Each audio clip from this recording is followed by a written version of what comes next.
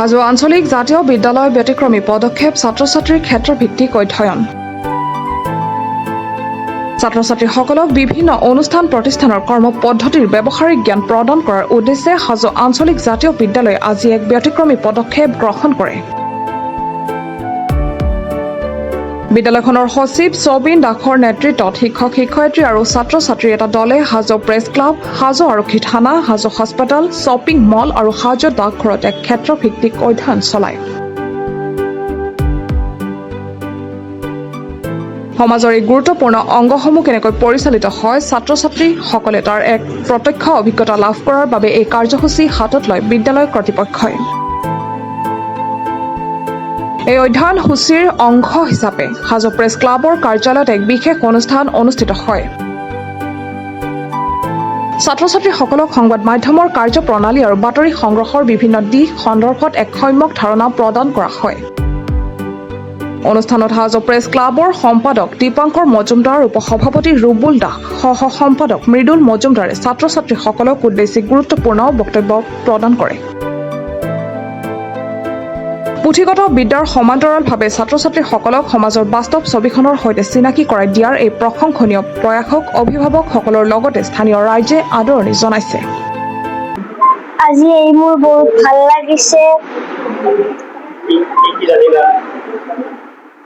ইয়াৰ পৰা মই বহুতো কথা শিকিলো।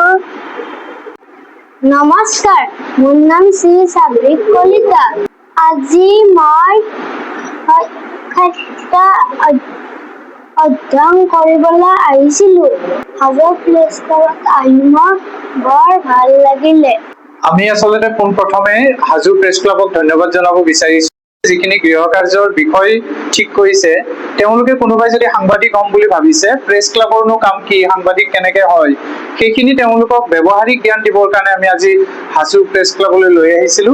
আৰু সন্মানীয় হাজো প্ৰেছ ক্লাবৰ সম্পাদক প্ৰমুখে বিষয়ববীয়াসকলে ছাত্ৰ-ছাত্ৰীসকলক ইলেক্ট্ৰনিক মিডিয়া, প্ৰিণ্ট মিডিয়া আদি বিষয়সমূহ সুন্দৰভাৱে বুজাই দিয়ে। আৰু ছাত্ৰ-ছাত্ৰীসকলৰ মনৰ মাজত যদি কোনোবাই সাংবাদিক হ'ম বুলি ভাবিছে, এইটো তেওঁলোকৰ কাৰণে জীৱনত সহায় কৰিব।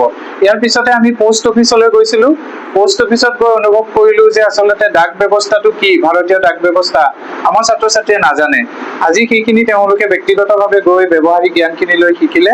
আমি ছপাশাললৈ যাম, আমি পঞ্চায়ত চাম, আৰু আমাৰ ছাত্ৰ-ছাত্ৰীসকলে আচলতে কিতাপত পায় shopping mall, hospital, press club, police থানা, এই গোটেইবিলাক কিন্তু তেওঁলোকে দেখাৰ সৌভাগ্য নহয়। গতিকে কণ কণ শিশুসকলে হাজো আঞ্চলিক জাতীয় বিদ্যালয় আজি প্ৰত্যক্ষভাৱে গৈ ক্ষেত্ৰ অধ্যয়নৰ জৰিয়তে এইখিনি জ্ঞান আহৰণ কৰিছে। আৰু গ্ৰীষ্মকালীন বন্ধত তেওঁলোকে এই বিষয়সমূহৰ ওপৰত ছুটিকে যিখিনি কথা জানিলে বুজিলে সেইখিনি লিখিব।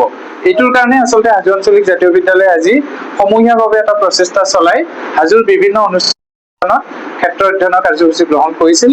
আৰু এইখিনি কাৰ্যসূচীৰে আজি আমি 4 জুলাই তাৰিখে সামৰণি মাৰিব বিচাৰিছো। হাজোৰ পৰা কমলাকান্ত দাসৰ ৰিপৰ্ট, প্ৰাতঃ টাইম ডিজিটেল।